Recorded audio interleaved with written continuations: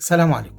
في آية في القرآن في سورة الأحزاب آية رقم 40 بتقول: الرحمن الرحيم: ما كان محمد أبا أحد من رجالكم ولكن رسول الله وخاتم النبيين وكان الله بكل شيء عليما. الآية دي آية جميلة جدا. الآية ديت فيها كمية مشاعر كتيرة قوي، منها الحلوة ومنها الصعبة على رسول الله ومنها الجميلة.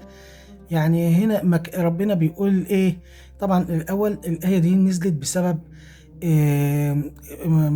بسبب جامد جدا، بسبب الانساب، اختلاط الانساب. ايه اللي حصل؟ كان في واحد سيدنا محمد متبني، شبه متبني، اسمه زيد ابن الحارثة. زيد بن حارثة دوت كان بيقول عليه زيد ابن محمد. كانوا الكفار ايام قريش بيقولوا عليه زيد ابن محمد. فحصل ايه بقى؟ اللي حصل ان زيد كان متجوز السيدة زينب بنت جحش، ديت زوجته، فهو طلقها. فلما طلقها ربنا سبحانه وتعالى امر سيدنا محمد انه يتزوجها. ده امر، وفعلا سيدنا محمد طلبها للزواج وتزوجها. فالناس طلعوا كفار قريش والمنافقين وغيرهم يقولوا ايه؟ محمد تزوج زوجة ابنه، اللي كان بيقول لنا ما نتجوزش زوجات أولادنا. فراحت نزلت الآية دي، ربنا بيقول لهم إيه؟ ما كان محمد أبا أحد من رجالكم، يعني إن سيدنا محمد ما عندوش أولاد مع ذكور. ولكن شوف عشان ربنا، لأن الحتة اللي فوق دي صعبة على سيدنا محمد أوي. ما كان محمد أبا أحد من رجالكم، دي صعبة عليه، صعبة نفسيا، معناته إنه مش هيبقى له أولاد ذكور، مش هيعيشوا. وهو مع ده ربنا كده يعني قال خلاص دي نهي، مستحيل هيكون لي أولاد ذكور. ولكن شوف عشان ربنا يكرمه ويبسطه ويرفع من شأنه ويعلى من ذكره، قال له إيه؟ قال في الآية اللي بعد: ولكن رسول الله وخاتم النبيين، يعني آخر الأنبياء اللي هينزلوا. شوف ربنا على من ذكره إزاي وعلى من شأنه. لكن رسول الله، دي تكريم قوي قوي قوي لسيدنا محمد، وخاتم النبيين وكان الله بكل شيء عليما.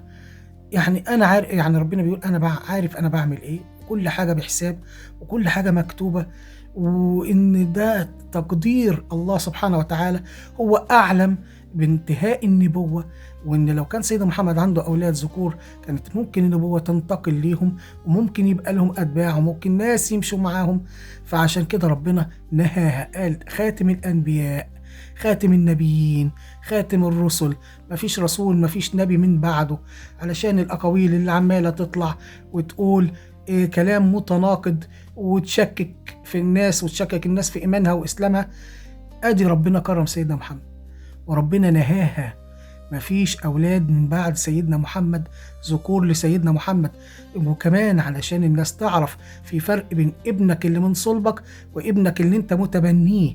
الابن اللي انت متبنيه اعطف عليه، وده اكرمه، اديله جزء من رحمة ربنا اللي اداها لك عليه، ماشي، كل دي حاجات جميلة جدا. اما انك تحرم حاجات ربنا احلها، هو ده اللي غلط.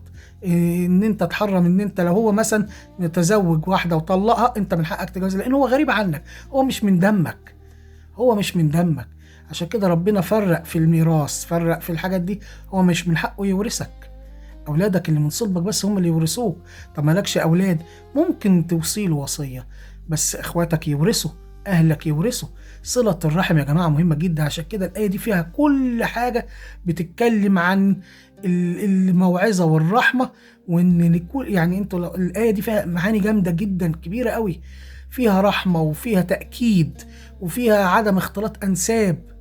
عشان كده ربنا قال له انت خاتم النبيين، بيكرموا بيفرحوا بيها، ودي مهمة جدا.